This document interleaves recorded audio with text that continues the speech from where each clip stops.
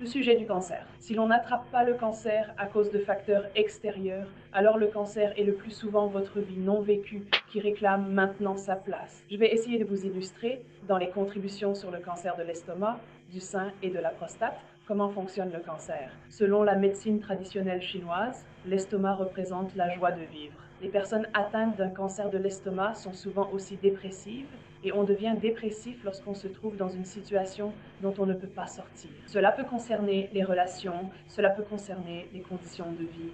La joie de vivre est étouffée et souvent noyée dans l'alcool. Depuis toujours, dans la médecine traditionnelle chinoise, le cancer de l'œsophage et de l'estomac est traité avec du galanga.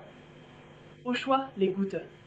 Prenez s'il vous plaît 5 gouttes 3 fois par jour avant ou après le repas ou préparez-vous un mélange, oui, d'argile médicinale, de poudre de galanga et de miel de fenouil.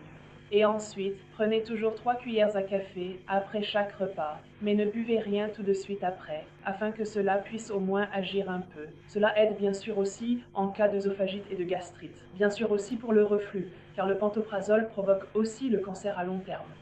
Ensuite, vous pouvez aussi, si vous êtes déjà en traitement, prendre du sucre des mannose. Car le cancer adore le sucre et déteste la vitamine C.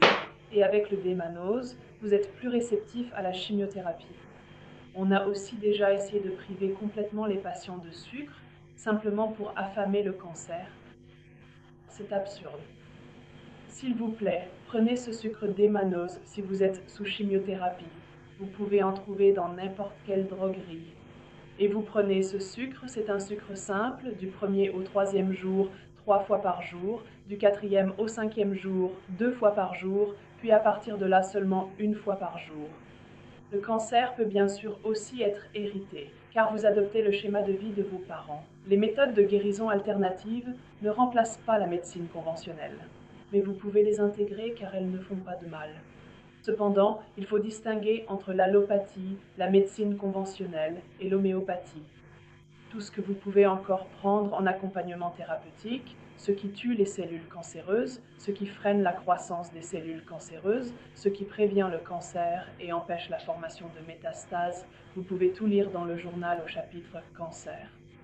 Même si vous avez une tumeur maligne inopérable, vous y trouverez un article très informatif sur la Clinica Santa Croce en Suisse. Pour prévenir le cancer, vous pouvez simplement aller 1 fois par an chez votre médecin généraliste, faire une prise de sang complète, donner votre urine du matin et faire doser le marqueur tumoral CEA. C'est un marqueur tumoral non spécifique. On peut ainsi voir si vous avez quelque chose dans le corps qui ne devrait pas s'y trouver. Il existe bien sûr aussi des marqueurs tumoraux spécifiques. Si vous êtes préoccupé par le cancer du sein parce qu'il y a des antécédents familiaux, faites doser le marqueur tumoral correspondant. Discutez-en ensuite avec votre médecin. Ce marqueur tumoral CEA coûte 14 € et vous devriez estimer que votre santé en vaut la peine.